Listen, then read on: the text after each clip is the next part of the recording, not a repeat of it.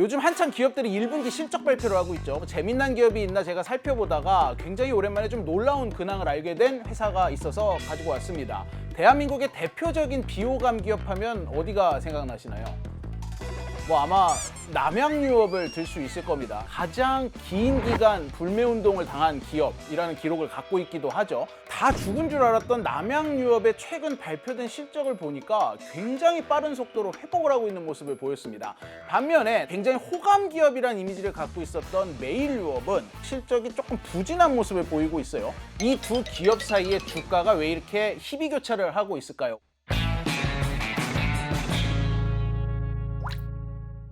귀에 빡빡해는 이슈 맛집 귀의 빡종원입니다. 얼마 전에 남양 주식이 8만 원을 돌파했습니다. 이게 2021년 7월 이후에 4년 만이에요. 남양유업 같은 경우 2012년에 주가가 피크를 찍었었거든요. 이때 황제주로까지 등극을 하면서 정점을 찍었는데 바로 이듬해 대리점 갑질 사건으로 나락행 급행열차를 타기 시작을 하더니 창업주인 홍두영 회장의 외손녀 황하나 씨 마약 사태 이후에는 정말 저점 중에도 최저점을 찍어버렸습니다. 그런데 나락을 갔던 주식이 이 피크였던 시절과 비슷하게 올라오고 있는 모양을 보이고 있는 거예요.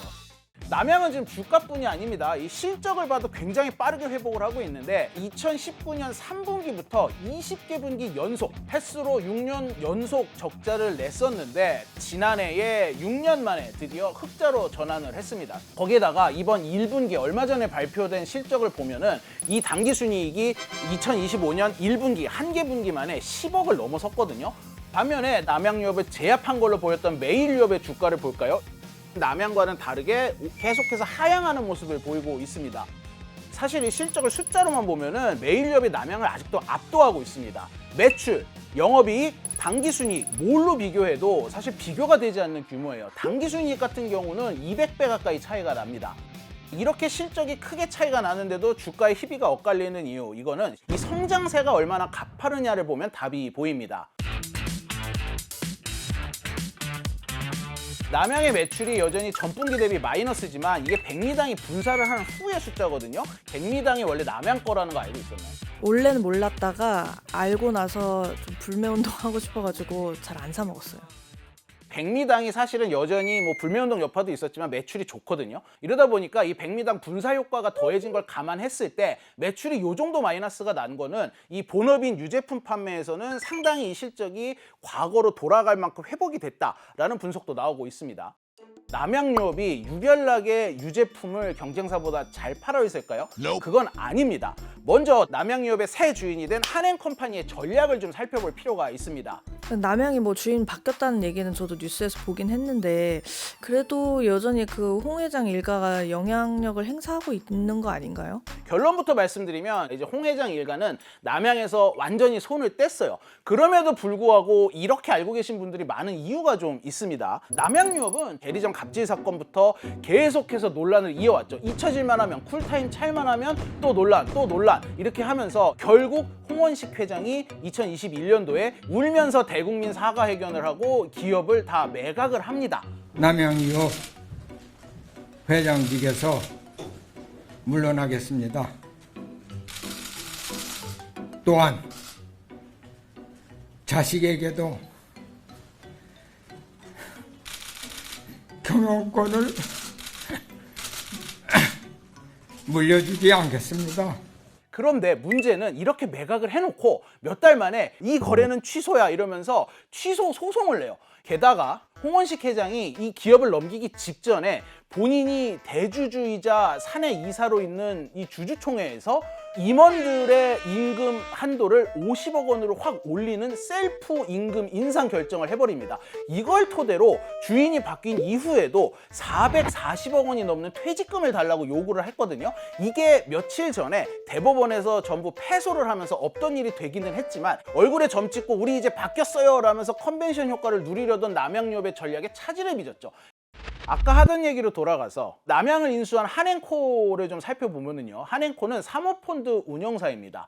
사모펀드 운영사가 갑자기 우유산업에 종사하겠다라고 남양을 매입하지는 않았겠죠. 보통 이렇게 망가진 기업을 사들여서 구조조정하고 경영 정상화하고 이래서 주가의 가치를 높이는 일이 사모펀드들이 하는 일입니다. 그런 일환으로 현재 남양유업의 구조조정이 굉장히 고강도로 진행이 되고 있는데, 대표적으로 홍원식 사주 일가가 이 굉장히 좀 장사가 잘 안 되는 외식 사업을 여러 개를 가지고 있었어요. 이거를 싹 다 정리를 했고요. 장사가 그나마 잘 되는 백미당 하나만 남겨서 요거를 분사를 시켰습니다. 그런가 하면은 B2C보다는 B2B를 먼저 공략하는 전략을 쓰고 있습니다. 얼마 전에 뭐 스타벅스가 남양유업 우유를 납품받기로 했다라는 기사가 나왔는데, 솔직히 손님들이 이거 어디 우유라고 물어보고 먹지는 않잖아요. 얼마나 이 국민들 소비자들의 인식이 박살이 났으면 이런 커피 업체들이 남양유업의 우유를 납품을 받지 않고 있었거든요. 그런데 이제 최근에는 뭐 주인도 바뀌었고 어떤 이런 불매운동도 조금은 좀 많이 열기가 가라앉았다라는 판단이 섰는지,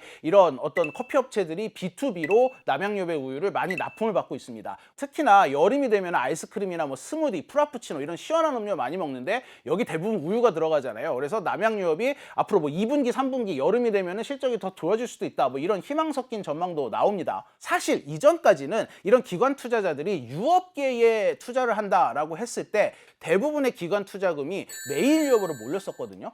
그런데 최근에 이런 기관 투자자들이 남양의 주식을 사들이고 있어요. 2024년부터 최근까지 1년간을 살펴보면 기관 투자자들이 남양유업 주식은 620억 원을 순매수, 사들인 반면에 매일유업 주식은 6억 원 정도를 순매도, 그러니까 판 걸로 나옵니다. 남양이 앞으로 좀 성장세가 좀 지속이 될 거다라고 본 게 아니냐라는 얘기가 나오는 이유이죠. 그런데 그렇다고 남양을 마냥 장밋빛으로 볼기만 할 것이냐, 사실 좀 우려도 나오고 있습니다. 한행코가 굉장히 고강도 구조조정을 하고 있다고 했잖아요. 구조조정이 끝나고 난 이후에는 어떻게 될까? 왜냐하면 사실 우리나라 우유 산업이 지금 굉장히 전망이 좋지 않은 상황이기 때문에 이 구조조정이란 이벤트가 끝난 이후에도 이렇게 실적의 회복세를 계속해서 유지할 수 있을까라는 우려는 여전히 존재를 하고 있는 상황입니다. 매일유업을 한번 살펴볼까요? 매일유업 같은 경우는 성장세가 많이 둔화되기는 했지만 아직까지 한 번도 적자를 낸 적이 없어요. 흑자가 깨진 적이 없는 기업이에요. 소비자 인식이 워낙 좋은 기업이다 보니까 브랜드도 탄탄하고 재무 구조도 안정적입니다. 매출도 계속해서 늘어나고 있고요. 거기에다가 이 한국 사람들이 우유를 유독 잘 못 먹는다고 하잖아요. 이 유당불내증 뭐 이런 것 때문에. 그래서 요즘 이 뭐 아몬드 우유나 귀리 우유 같은 대체 우유를 많이 먹는데, 이런 제품을 제일 먼저 판 게 매일유업입니다.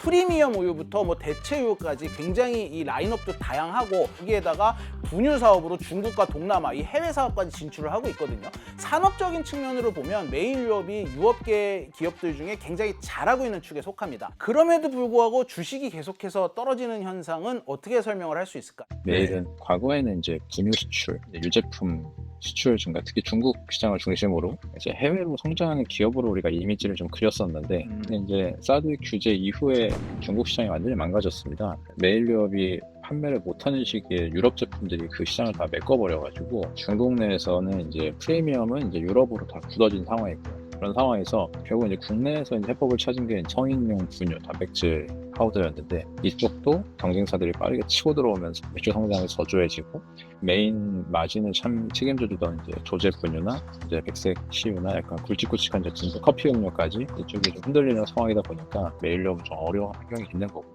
심지어 요거를 주식 투자자들의 이 관점에서 살짝 살펴보면은 요즘 좀 볼멘 소리가 나오고 있어요. 매일유업의 주식의 60% 가까이를 매일유업 일가가 가지고 있어요. 거기에다가 매일유업은 사내 뭐 임직원들에게 자사 주식을 상여로 주는 걸로 유명합니다. 이게 사실 주주들 입장에서는 그렇게 좋은 현상은 아니에요. 이게 회사 내부적으로는 결속을 둬지고 이 임직원들에게 동기를 부여할 수 있는 계기가 되지만, 외부 주주들에게는 자신들에게 혜택으로 돌아올 수 있는 자산이 안에서만 도는 형국이 되거든요. 그리고 매일유업은 대표적으로 배당이 많지 않은 기업으로 꼽히고 있습니다. 이러다 보니까 매일유업 같은 경우는 현재 체제를 공고히 하는데 더 안주를 하고 있지, 이걸 외부 투자를 끌어오거나 어떤 주식의 가치를 높이는 일에는 조금 신경을 덜 쓰고 있는 게 아니냐, 이런 얘기들이 주주들 사이에서 나오고 있어요. 매일유업이 뭐 남양유업처럼 급격한 구조 조정을 한다거나 빠르게 주식을 가치를 끌어올려야 할 필요성이 덜한 건 맞죠. 지금까지 한 얘기를 요약을 하자면, 매일유업은 기업은 좋은 기업이지만 지루한 주식이고,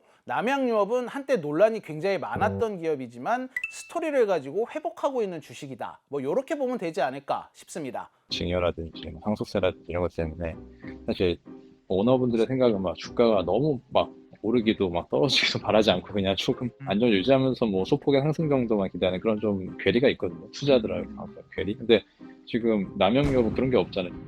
주인이 있지만 사실 뭐 이 사람 뭐 오너는 아니기 때문에 주가가 올랐을 때 모두가 해피한 상황이니까 무슨 수를 써서라도 주가를 올리지 않을까 이런 기대감이 있는 거죠. 사실 문제는 이 두 기업의 문제가 아닙니다. 지금 우리나라 이 우유업계 전반이 내년이면 초토화가 될 것이다. 아예 전면 재정비가 될 것이다. 이런 얘기가 나오고 있어요. 무슨 소리냐? 우리나라 이 흰우유 시장이 굉장히 축소가 됐습니다. 이 저출산 때문에 굉장히 축소가 됐는데 외국산 수입 멸균 우유들이 우리나라 우유의 절반 가격으로 계속해서 들어오면서 시장을 확대하고 있거든요. 유업계에서는 이러다 보니까 흰우유만 파는 기업은 이 1, 2년 내에 망할 것이다라는 얘기까지 나오고 있어요. 수입산 멸균우유 판매량은 올해만 40% 급증했습니다. 폴란드산, 독일산 수입국가도 다양해 수입량은 3년 새 227% 늘어 지난해 3만 7천 톤을 넘었습니다. 이런 와중에 내년부터 유럽이나 미국에서 들어오는 우유에 대한 관세가 철폐가 됩니다. 관세 제로가 돼요. 지금도 그렇지 않아도 싸가지고 시장을 굉장히 많이 잡아먹고 있는데 관세까지 없어지면 가격 경쟁력을 더 챙긴다는 얘기잖아요. 이게 단순히 맛있는 우유만의 문제가 아닌 게 우유나 버터 같은 유가공품에도 이런 저가의 수입산 우유를 많이 쓰거든요. 이러다 보니까 우리나라 낙농가를 보호하기 위해서 정부가 뭐 원유 쿼터제라든지 원유 가격 연동제라든지 이런 여러 가지 보호 장치를 하고 있는데 이런 보호 장치들이 조금씩 무너질 수 있다. 이런 우려가 나오고 있어요. B2C도 뭐 이슈가 되겠지만 일단 B2B부터 치고 많이 들어올 것 같거든요. 치즈나 뭐 유음료, 뭐 카페라든지 아무리 가격하고 브랜드 뭐 품질 얘기해도 기존에 로열티가 있는 소비자들이 빨리 바뀌기 좀 어렵거든요. 근데 예, 로열티가 없이 가격에만 반응하는 B2B 쪽에 먼저 시장이 열리게 되면은 타격은 좀 클 수 있다고 보고 있습니다. 결국은 고가의 국내산 위주의 프리미엄 시장과 이 수입산 위주의 저가 보급형 시장 이렇게 양극화가 될 것이고 여기에 적응을 하는 기업만 살아남을 것이다 라는 전망이 나옵니다. 이런 상황에서 다시금 라이벌전에 불을 붙이고 있는 매일유업과 남양유업이 앞으로 어떤 또 기업사를 써내려갈지 굉장히 주목이 되는 부분입니다.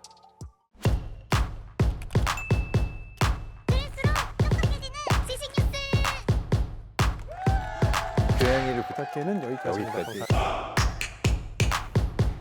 다이어트도 칼로리 신경 쓰지 말고 드세요. 대신에 키토식을 해보세요. 이게 박종원. 스브스 프리미엄 지금 다운로드하세요.